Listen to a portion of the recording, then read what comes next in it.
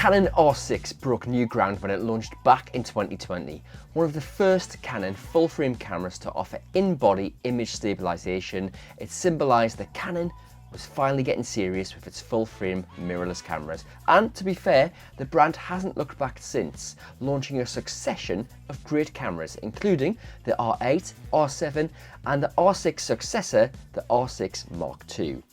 But having owned the original R6 since its launch day back in 2020, is the newcomer really worth the upgrade? Well, in this video, we'll be taking a deep dive to give a real-world review on the differences between the two cameras. We'll talk about resolution, video features and design. So let's get cracking and see what both cameras have to offer.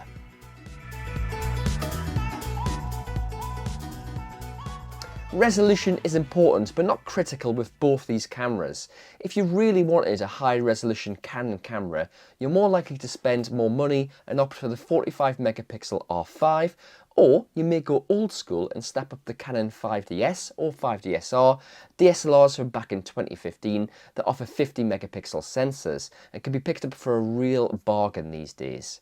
In fact, the more consumer level 90D from 2019 with its APS-C sensor trumps both the R6 and the Mark II, serving up 33 megapixels of resolution. Saying that, there are some differences between the resolutions of the R6 and R6 Mark II, but only 4 megapixels. While the original R6 offers that 20 megapixel full frame sensor, the R6 increases that resolution to 24 megapixels. That's a full frame increase of 20%. Sure, you'd rather have the higher number of pixels, but nobody could say that's a breathtaking increase in resolution. And it's worth pointing out that both cameras feature the same ISO ranges. And as we'll see in our example photos, both cameras handle digital noise really well. So if resolution was a major factor in deciding to upgrade, then you may be better sticking to the original R6. One other note is that the Mark II features Canon's dual pixel RAW technology, which was missing from the original R6, and introduces the RAW burst mode technology, which captures RAW frames before you fully press the shutter. And this feature can come in handy when you're shooting split-second moments like a stone splashing into a lake. If there's one area that sees the biggest difference between the original R6 and the newer Mark II, it's probably video. Full disclosure, I use my R6 more for video than I do for stills, so these features mean quite a lot to me, and the R6 Mark II really does step up the game here.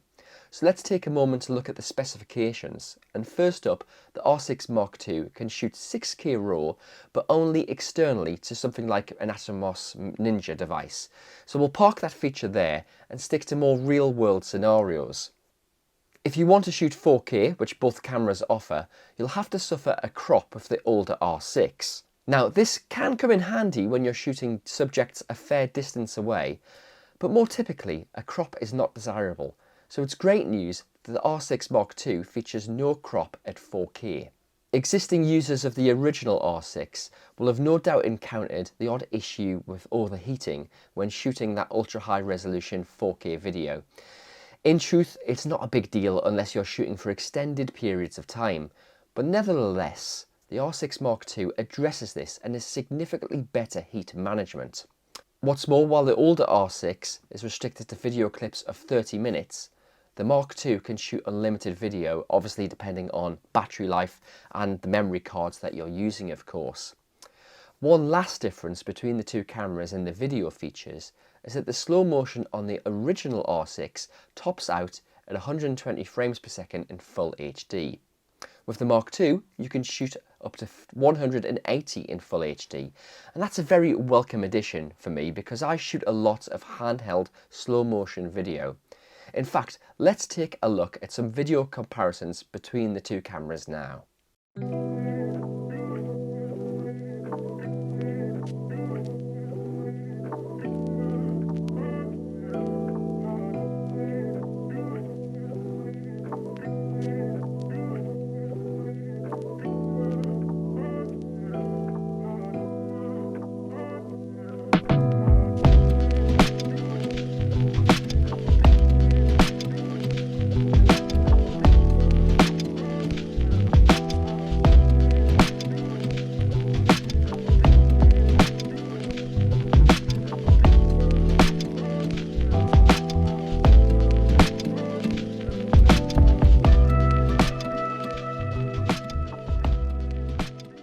So let's talk about speed, because despite having more megapixels, the R6 Mark II is also the faster camera.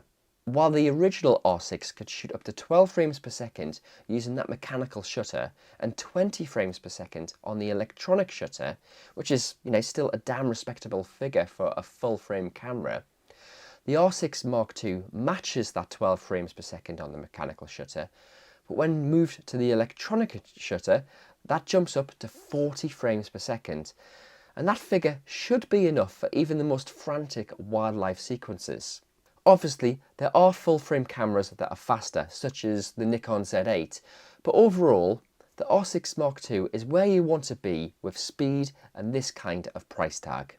Now, at first glance, you may not think there is a huge amount of difference between the two cameras in terms of design, but there's far more than meets the eye. First up, Canon has reorganised the dials. The on-off switch leaps from the left side on the R6 to the right side on the R6 Mark II.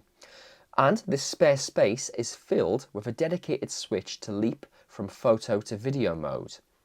I really like this, and it was definitely a good move by Canon, but I'm quite surprised by the inclusion of scene modes option on the Mark II's dial. This was completely absent from the original R6. And I do wonder if this is the right sort of camera to include such features. In fact, there's even a creative filters mode on the dial too. One thing Canon could have done but didn't was sort out the HDMI port. It's like the older R6, the Mark II still uses the mini version port rather than the full-size HDMI port. Take a look at the menu system of the Mark II, and although it may seem familiar, there are extensive additions and features on different shoot menus to the R6, so some additional time will be needed to relearn where everything lives. Although it's easy to miss, the Mark II features Canon's multifunction shoe, with additional pins to work with Canon's latest accessories, and this is obviously missing from the original R6. The 3-inch vari-angle LCD and EVF are the same as the original R6, but let's face it, these were pretty decent the first time around, so didn't need upgrading. And just the same as the R6, the Mark II features the same dual SD card setup. The layout of the buttons on the back of the camera are the same, although the rear joystick has been slightly changed, and both cameras also weigh the same amount at 680 grams and feature the same physical dimensions. So, what other elements are worth considering should you be thinking about upgrading from the R6 to the Mark II? Well, nobody likes running out of power, and the good news is that even though it uses the same battery, the Mark II is far more efficient, offering 580 shots on a single charge compared to 360 from the original R6. That's an increase of 220 shots, and obviously will last longer if you're shooting video too. One last stills feature worth talking about is the focus bracketing option. While this was present in the original R6, the Mark II includes depth composite, which will now shoot multiple images, incrementally changing the focus point before combining them into one single file, so there's now no longer any need to merge your files in editing software. As I mentioned earlier, when it comes to image quality, both cameras return excellent frames and work well in low light conditions. But I do feel the Mark II does have a slight edge on the quality of the picture, but not by that much. What's really good is how far you can push the RAW files in software such as Adobe Lightroom. We're going to see a few before and after comparisons so you can see exactly how far the pixels can be polished.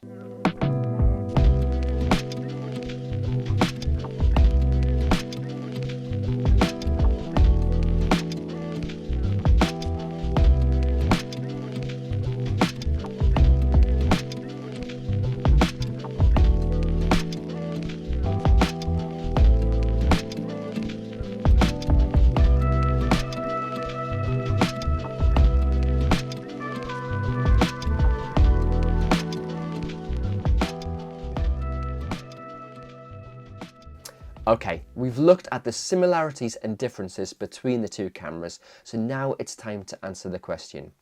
Should you upgrade from the R6 to the R6 Mark II? And I'm going to say yes, but only if you use your camera for shooting a fair amount of video. The video improvements will make a huge difference to your workflow, especially the unrestricted recording times and that bump in slow motion frame rates. That alone would make a big difference to the way that I work. If, however, you're mainly shooting stills, then I have to say the upgrade probably isn't worth the extra money, with the caveat of those photographers who are shooting action like sports photography or wildlife and can make use of that extra bump in burst rate up to 40 frames per second. Let me know what you think in the comments. Are you thinking of switching out from the R6 to the Mark II? And don't forget to like and subscribe. I'll see you next time.